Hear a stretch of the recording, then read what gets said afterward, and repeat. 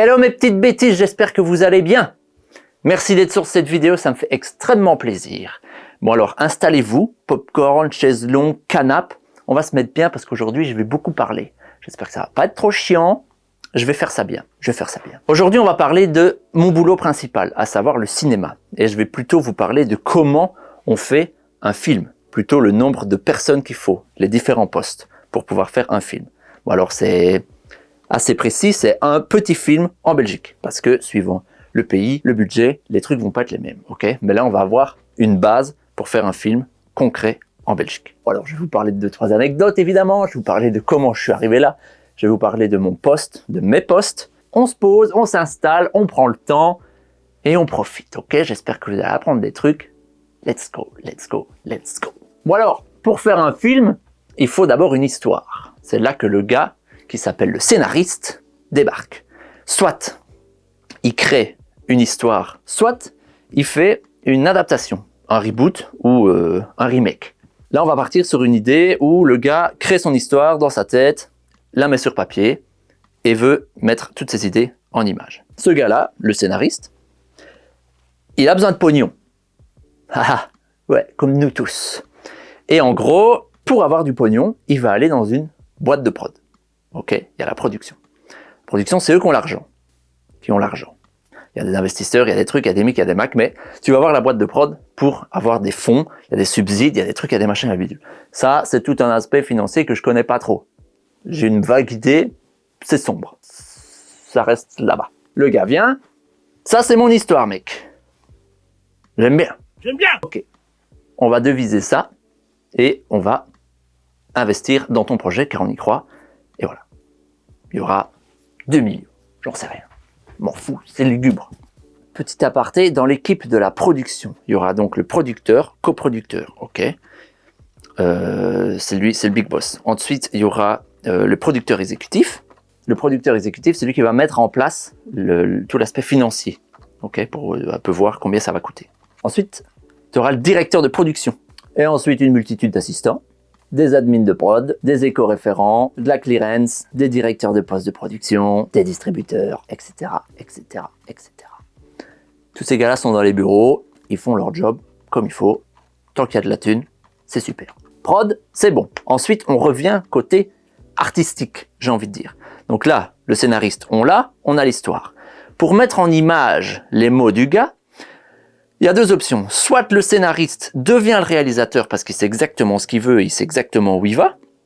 Soit il fait appel à un autre réalisateur, un réalisateur où c'est son métier. Donc ce gars-là ne fait que, entre grands guillemets, mettre l'intention artistique de ce que veut le scénariste. Ils vont découper tout le truc, ils vont se dire ok, on va faire ça comme ça, comme ça, comme ça, comme ça, comme ça. Ça va être top. Il y a plein de réalisateurs qui sont aussi scénaristes, il y a plein de scénaristes qui sont réalisateurs. Il y en a qui sont que réalisateurs, il y en a qui sont que scénaristes. Il crée une histoire, il l'envoie, c'est plus mon problème. L'autre, il la reçoit, je la mets en image, et voilà. Mais j'écris rien. Ça marche. Ensuite, une multitude d'assistants, parce qu'on a toujours besoin d'un assistant. Des stagiaires, parce que ça coûte pas cher, et qu'il faut bien prendre un moment. La script et tout le bordel, avec l'assistant et tout. Là, on a le noyau dur pour faire le film. Ok, on a l'idée, on sait comment ça va se passer, on sait le budget qu'on va avoir. Là, on est dans du concret, là. Ensuite, on va repartir dans tous les petits postes qui font que on va pouvoir faire un film et que tout va bien se passer, surtout. Je vais garder l'aspect déco pour la fin parce que c'est plus mon domaine et là je vais pouvoir en parler plus. Là je vais survoler un petit peu tout ce qui est pour le tournage et pour que tout se passe bien, mais après je reviendrai à l'équipe déco, ok? Pour habiller, si je peux me permettre, pour ne pas faire de mauvais jeux de mots, il va falloir des costumes. Donc il y aura un chef costumier avec des costumiers qui s'occupent de toute la logistique. Il y aura des habilleurs, tu t'en doutes, des assistants habilleurs. Donc il y aura les costumiers qui vont s'occuper de trouver les costumes, de les refaire, de les trucs machin bidule, de les remettre bien comme il faut. Ensuite il y aura les habilleurs qui vont s'occuper d'habiller du coup les comédiens pendant le tournage et tout ça. Tu auras un régisseur costume, donc cette personne-là va s'occuper de mettre les bons costumes aux bons endroits par rapport au tournage, parce qu'un tournage ne se fait pas que au même endroit, sauf si on est vraiment que dans un studio, mais si on est dans des décors naturels, j'y reviendrai plus tard. Il y a des décors partout. Ici en Belgique, en l'occurrence, on en fait partout. Donc cette personne-là va s'occuper de mettre tous les costumes pour ce décor. Là. Ok? Et ensuite, bah, évidemment, encore une fois, il y a tous les stagiaires et les assistants et tout, machin, bidule.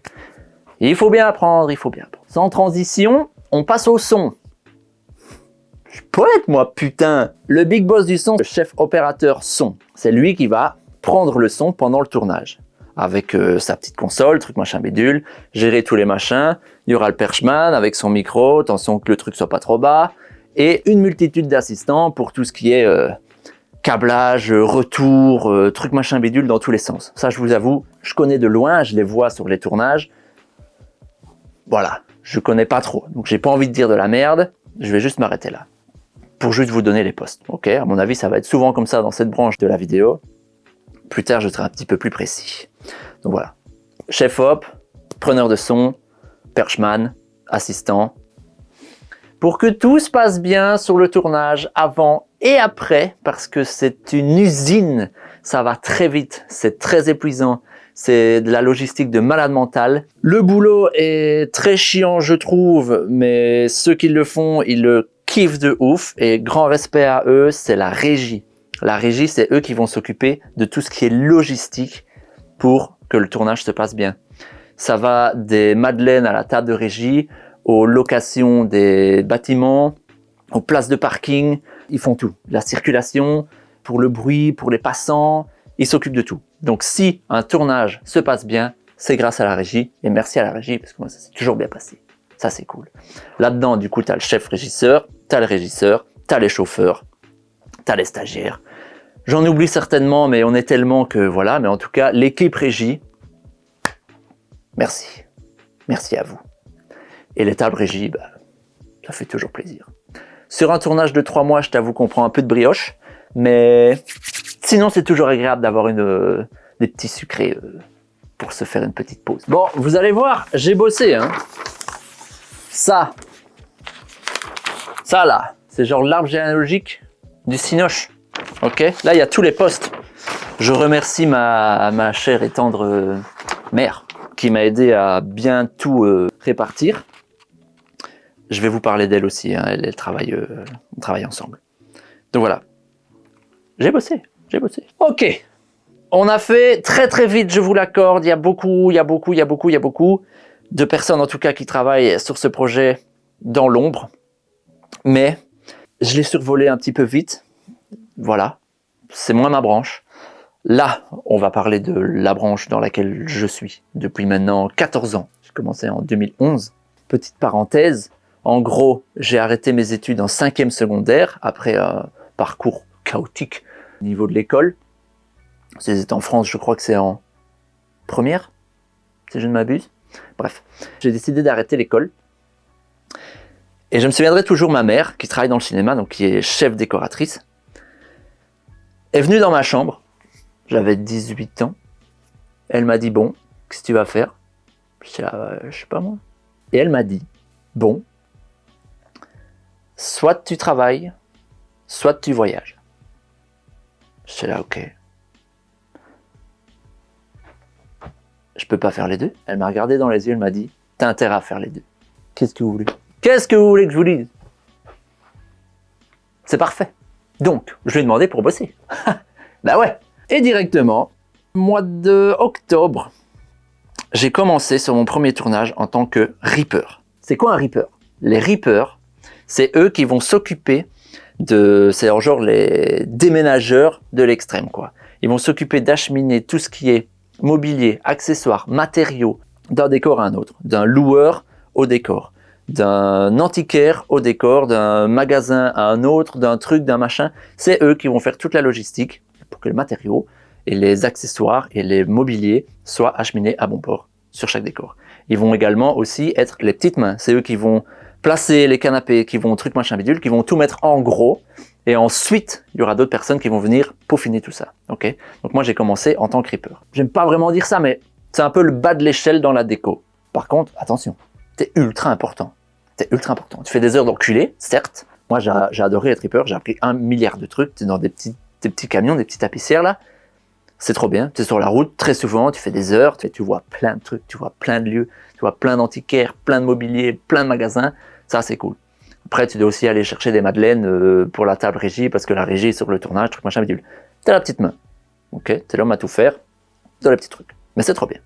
Il y a aussi tout ce qui est machinerie. pour le tournage, pour que ça se passe bien. Donc, le big boss, c'est le chef-op. Pas le chef-op son, hein. Il y a 2 chefs-op. Chef opérateur son et il y a le chef-op. Avec le chef électro au-dessus de lui, des électrodes. Donc, c'est eux qui vont s'occuper de tout ce qui est light. Ok, ils ont tous les spots, tous les machins, tous les bidules, tous les tree-lights, tous les machins. Avec l'autre équipe qui sont les machinaux. Les machinaux, eux, ils vont s'occuper de la machinerie. Tout ce qui est placé, les structures, tous les machins. Ils ont souvent copains comme cochons. Machinaux, électro, toujours ensemble. Sinon, ça marche pas bien. Donc, le chef-op, c'est souvent lui qui a la caméra. Si je dis pas de conneries. Et c'est lui qui va dire, il me faut plus de light par là, plus par là, il faut un background derrière, il faut occulter les fenêtres. Et là, c'est les machinaux, les électros qui vont s'occuper de faire tout ça. Et s'ils sont débordés, ils appellent un peu la déco. Mais souvent, c'est eux qui s'occupent de ce noyau-là. Lumière, machinerie, c'est eux. Ensuite, il y aura tout ce qui est caméra. Le chef-op est sur la caméra, il y aura un cadreur, une chier d'assistant, premier assistant hop, deuxième hop, troisième hop, pour faire tous les petits trucs, changement de focale, truc machin bidule, tous ces trucs-là, tu vois. Des stagiaires, encore une fois, il faut bien apprendre. Si tu viens de l'IAD ou ce genre de truc, ou si tu apprends sur le tas et que t'es pistonné, comme Bibi. On reste dans l'image, il y a souvent des photographes de plateau qui prennent un peu des photos de tout, qui prennent des photos des décors et des gens et des trucs, et c'est très important en vrai. Et puis tu as le monteur vidéo. Ça, c'est costaud. C'est très costaud. Souvent, le monteur est avec encore le chef-op, le réal, le scénariste. Parfois, c'est les deux, hein, tu te souviens de ce que j'ai dit tantôt. Qui a encore une équipe de montage en bureau, après le tournage, pendant des semaines, pour faire tous les cuts, tous les machins, mettre la musique et tout, et tout, et tout, et tout, et tout, et tout. Et aussi, pour que le film ait un peu de gueule, il faut des lieux, évidemment. On va pas aller tourner ça dans le fond de sa chambre et faire un chef-d'œuvre. Hein. Après, on ne juge pas. Peut-être qu'il y a des chefs-d'œuvre qui sont sortis d'une chambre.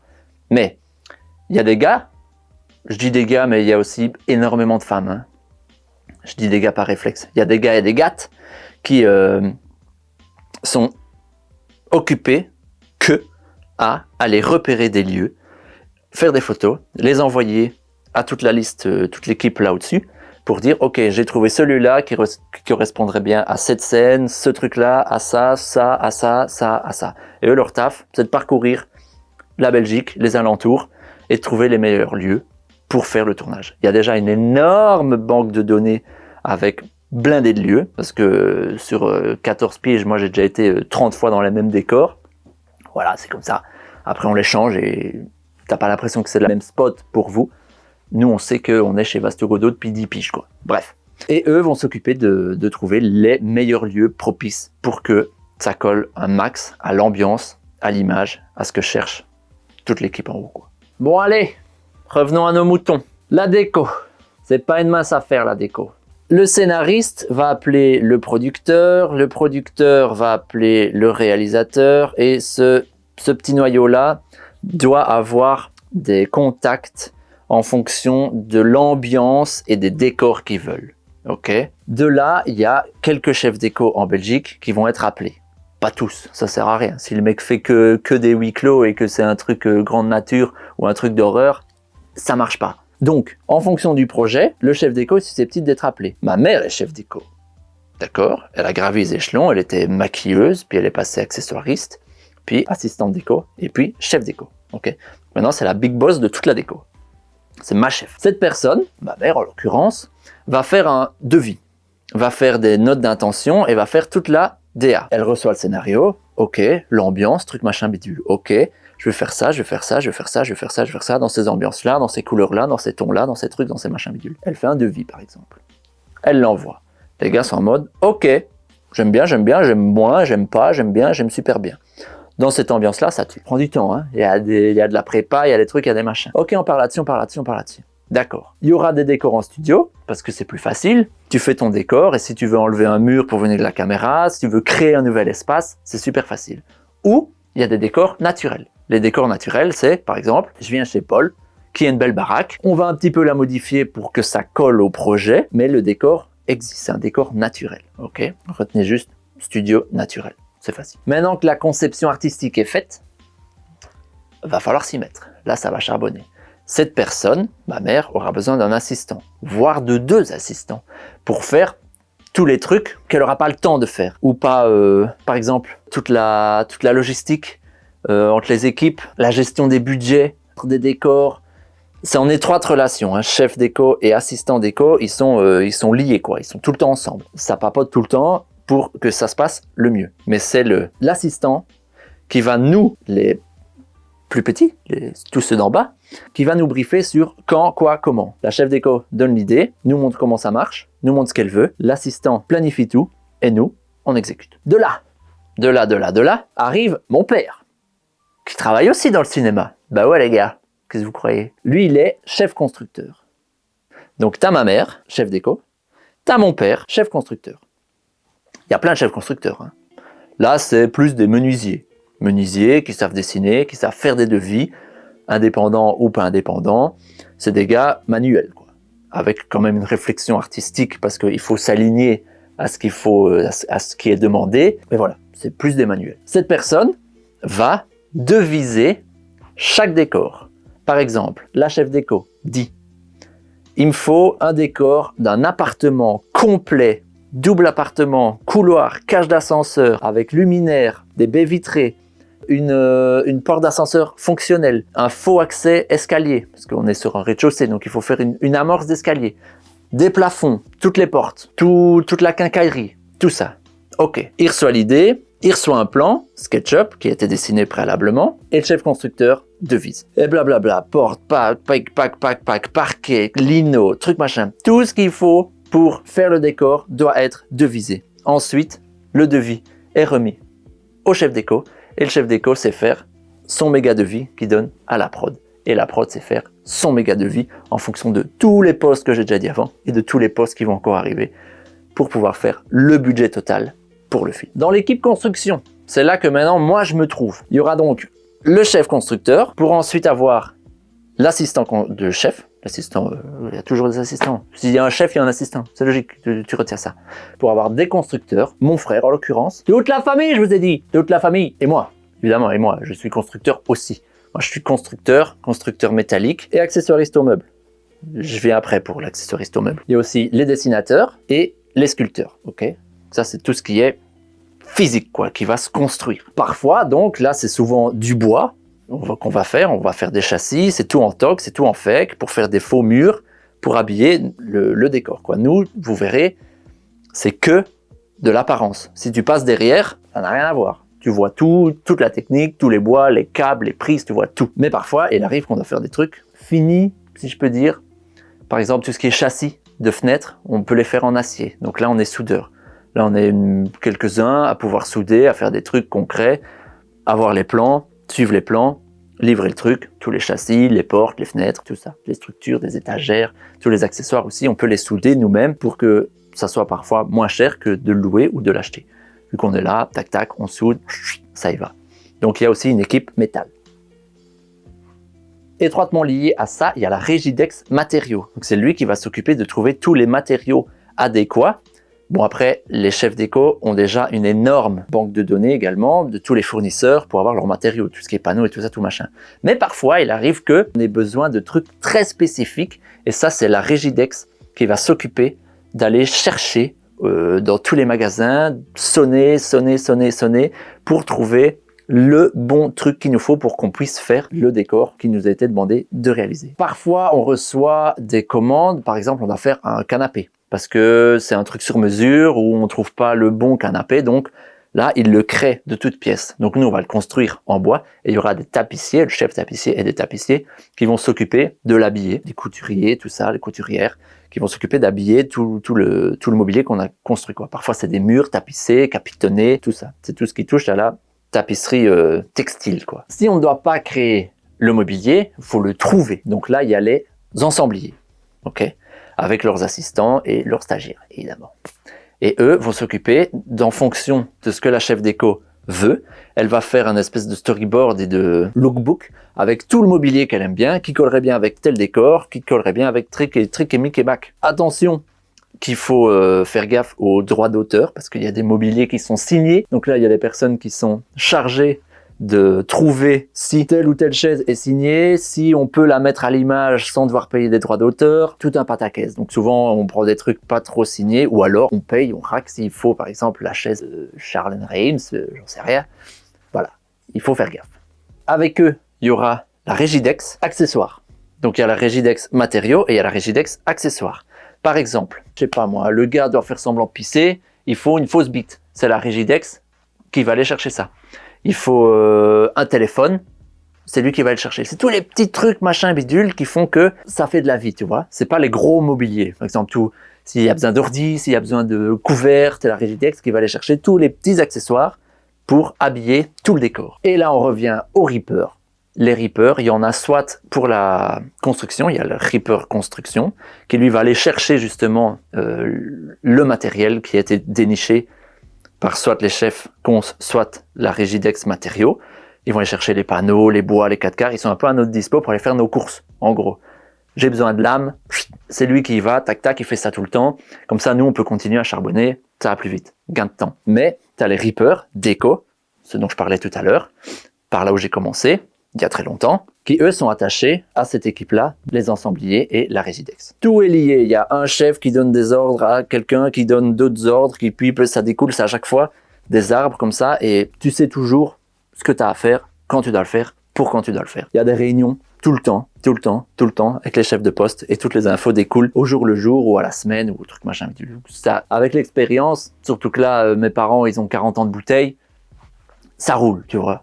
T'as l'info. À côté de ça, il y a tout ce qui est graphisme. Le graphiste va s'occuper de faire tout ce qui est faux produits. Parce qu'il y a plein de droits à l'image qu'on peut pas mettre. Par exemple, les marques, on va pas pouvoir les mettre. Donc, il va créer des fausses boîtes pour, par exemple, on avait fait un film dans un supermarché. On avait dû changer tous les étalages avec des nouvelles boîtes, des nouveaux produits, des bouteilles avec d'autres étiquettes. Le graphiste va s'occuper de faire tout ça en temps et en heure. Ou de changer des enseignes de magasins. On avait fait un magasin genre un Ikea. Ben, on avait changé toutes les signalétiques dans la même idée, mais c'est pas vraiment la même chose. Donc le graphisme va devoir créer de toutes pièces des faux produits, des fausses affiches, des faux trucs de concert, tout ce qui habille un petit peu. Tu te dis, ah, c'est marrant ça. En fait, c'est faux. Alors, petite anecdote, parce que oui, on rencontre des stars, évidemment, et j'en ai rencontré un paquet. Il y en a des biens, il y en a des pas bien, il y en a des vraiment pas bien, il y a vraiment des cons. Comme partout. Il y a des gens random, j'ai envie de dire, qui sont très cons. Il y a des gens random qui sont incroyables. Bref. Mais celle qui m'a le plus marqué, c'était sur mon deuxième tournage, je crois. 2 ou 3e, je sais plus. C'était Alan Rickman, donc le professeur Rogue dans Harry Potter. Ok. On tournait dans un château en Flandre. Le truc était assez glauque déjà. Il y avait une sacrée ambiance. Et moi, je devais porter des trucs chez Reaper. Je devais porter des machins dans une grande salle avec une grande table et tout. Et ça passait par un tout petit couloir qui devait faire 60 cm genre. Je savais pas qu'il était là, moi. Professeur Rogue. Moi, je suis de la génération Harry Potter. On est de la même année, mon poteau Harry et moi. Du coup, Professeur Rogue, je le vois, je me chie dessus. Logique. Il va me mettre un petit... Je vais te niquer. Bref, je rentre dans ce fameux couloir pour aller dans cette fameuse pièce. Et en même temps, lui rentre. Bon, il avait pas la même gueule, hein. Il avait pas ses cheveux noirs et sa grande tunique. Le mec en train de bouffer des petits biscuits salés. Je rentre dans le truc. Je suis en train de regarder où je vais, je lève, je fais oh putain, genre il était là le gars. Et il s'est mis sur le côté et il m'a vraiment regardé comme dans les films. Monsieur Potter. J'étais là, ah, vas-y, me nique pas. Bref, c'était marrant. Après le gars est trop bien. Bon, rest in peace, hein, mon bonhomme, t'es plus là, mais le gars est super cool. Après on s'est marré, genre on a eu un petit rictus. Il faisait exprès de se la jouer en professeur Rogue et moi j'étais en mode putain, fais chier, va me niquer quoi. Donc c'était marrant. Il y a plein d'acteurs super cool qui jouent un peu. Là, on vient de faire un film avec Jean Dujardin. Le mec est incroyable. Le mec est trop cool. En tout cas, là, avec nous, il était super cool. Michael Youn, super sympa. Omar Sy, super sympa. Je vais pas vous parler des méchants ou des cons, parce que ça sert à rien. Je vais retenir que le positif. Ça fait partie du truc où c'est cool, tu vois, un peu une resta. Bon, le gars, c'est des gens normaux, hein. Pas tous. Les cons, ils sont pas normaux. Mais voilà, franchement, c'est chill. La plupart du temps, c'est chill. Ils ont leur petit caractère, ça affirme, tu vois. Enfin bref, t'as compris. C'est des gens normaux, quoi. Bref, revenons à mon taf de maintenant, que j'adore, que je surkiffe.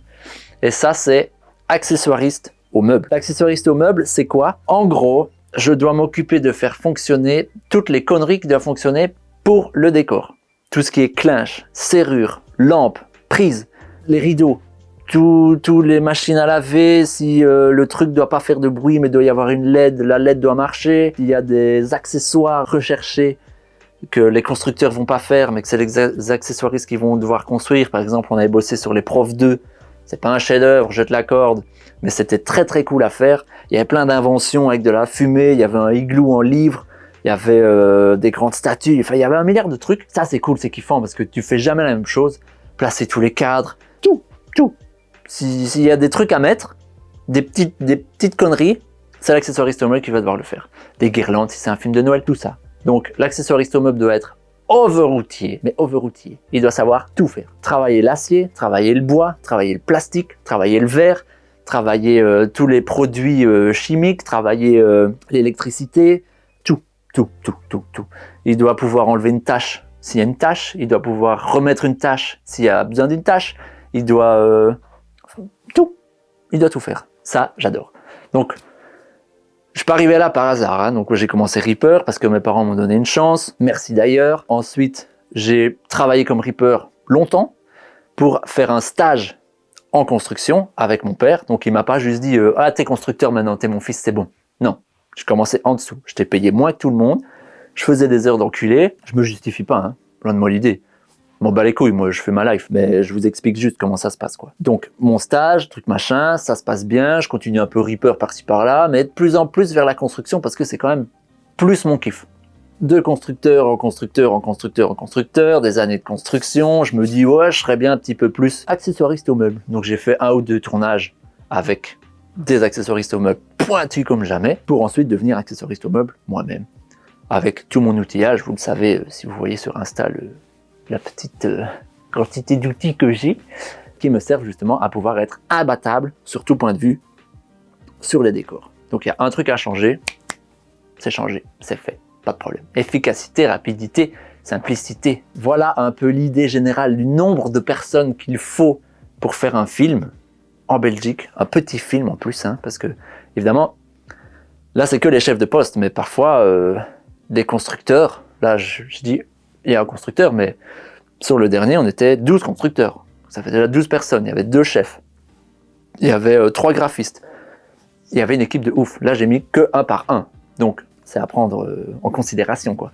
C'est pas avec 7 personnes qu'on va faire un film. Là, je suis déjà à une centaine de personnes. Oui, j'étais très très vite, certes. N'hésitez pas à me dire si vous voulez plus de détails sur un poste ou une certaine branche du truc, mais oui, là on est déjà à 100 personnes, on peut facilement faire x2 voire parfois x3, donc ça y va quoi, c'est une usine, et ça pendant 4 mois, toutes ces personnes là, fourmilière de malades, il y a des tensions, il y a des heures, du coup il y a de la fatigue, il y a encore plus de tensions, les gens se parlent pas bien, les gens s'adorent, c'est un repas de famille pendant 4 mois, avec des gens que tu connais mais pas vraiment, que tu vas être très très proche d'eux parce que tu es non-stop avec eux pendant des heures interminables parfois, dans des espaces restreints parfois, c'est physique. Pendant les tournages, moi je vous avoue, j'ai pas trop de life. Donc je vais là où il faut que j'aille, je fais mon taf, c'est des heures, c'est fatigant, il y a des trajets. Certes, on est bien payé, ça dépend, je vais pas vous parler de salaire parce que je connais pas les salaires de tout le monde et ça dépend franchement de la durée, des trucs, des machins, des bidules, donc c'est un détail, c'est fatigant. C'est incroyable comme taf. J'adore mon taf, je suis ultra épanoui, c'est trop cool d'être dans ce milieu, ça change tout le temps, mais putain c'est crevant, c'est vraiment crevant. On fait pas ça toute l'année, parce que de 1, il n'y a pas des tournages toute l'année, il y a parfois pas besoin de constructeurs, parfois il n'y a pas besoin d'accessoristes au meuble, donc voilà. Heureusement que je fais pas ça toute l'année, sinon je serais déjà mort, je crois. Je serais riche peut-être, mais mort, donc ça sert à rien. Bon moi du coup, je suis sur les tournages depuis que j'ai 5 ans. Ok, donc j'en ai vu. Moi, j'allais, mon père, parfois, j'allais pas à l'école, on va dire ça à personne, pour aller l'aider sur des tournages, tu vois. Moi, j'allais faire des quais de gare pour un tournage historique où je mettais des clous à 7 ans. Je me faisais un petit billet, c'était trop bien, best life. Donc moi, je suis sur les films et les tournages depuis que je suis tout petit, quoi. Donc j'en ai vu passer. Je connais un peu le milieu, quoi. Je me souviens avec mon pote Riton, on était passé sur le tournage de Jeux d'enfants, parce que ma mère était la maquilleuse de Marion Cotillard et de Guillaume Canet. C'était très drôle parce que on allait à la base à Disneyland Paris, parce que ma mère était à Paris, vu que le tournage se faisait là-bas. Donc mon père nous avait déposé, Riton et moi, et il y avait Marion Cotillard. Donc moi je la vois, je dis ouais, bonjour, puis ma mère demande à mon pote, ah tu vois c'est qui? Lui. Non. Elle était là, bon ok, bon, c'est pas grave. C'était marrant. Donc voilà, rencontrer des stars, rencontrer plein de gens, on a voyagé. Je sais qu'avant, ils voyageaient beaucoup plus. Mes parents, ma mère surtout, elle a voyagé mais énormément pour des tournages. Donc elle partait pendant 4-5 mois à l'étranger pour faire le film, puis elle revenait, puis elle repartait. Donc voilà, c'est un mode de vie, c'est garanti. Il n'y a rien qui est stable, il n'y a rien qui est sûr. Parfois, tu peux te retrouver 2 ans sans travail. Par exemple, le Covid, ça nous a mis dedans genre fort. Heureusement, on a été aidés. Tu peux te retrouver avec trop de travail et devoir dire non, désolé, je suis déjà sur ce tournage-là et ensuite j'enchaîne là. Donc celui-là, ça marche pas. C'est des choix tout le temps. C'est voilà, c'est un rythme de vie qu'il faut accepter. Donc parfois, tu as du temps, parfois, tu n'en as pas. Voilà, je pense que j'ai fait le tour. N'hésitez vraiment pas dans les commentaires. Si vous avez des questions, je me ferai un plaisir d'y répondre. Si je dois refaire une vidéo sur des trucs un peu plus précis, franchement, je le ferai avec plaisir également. J'espère que c'était pas trop chiant. Là, ça change un peu, hein, l'ambiance. Mais bon, voilà, je fais de mon mieux pour vous parler comme il faut, un peu comme je suis. En tout cas, merci beaucoup. Merci beaucoup d'être là. Ça me fait très chaud au cœur. J'apprécie vraiment ça et je vois votre effervescence à ce sujet et vous me demandez souvent beaucoup de questions sur Insta. Donc n'hésitez pas à aller sur Insta également. Voilà, j'essaye de répondre au mieux que je peux. Mais voilà, en tout cas, merci beaucoup. Merci, ça tue, c'est trop bien. Je vous surkiffe. Sur ce, peut-être on se verra sur la route parce que de toute façon, moi je baroude entre les tournages. Ou on se verra sur un tournage, si vous êtes figurant. Ou même dans la technique, hein, on se check. Je vous invite à liker, à partager et à s'abonner parce que ça fait plaisir. Et c'est gratos pour vous et ça me fait du bien à moi. Et donc si ça me fait du bien à moi, je vous fais du bien à... Ouais, ça devient bizarre là. Allez, ciao ciao.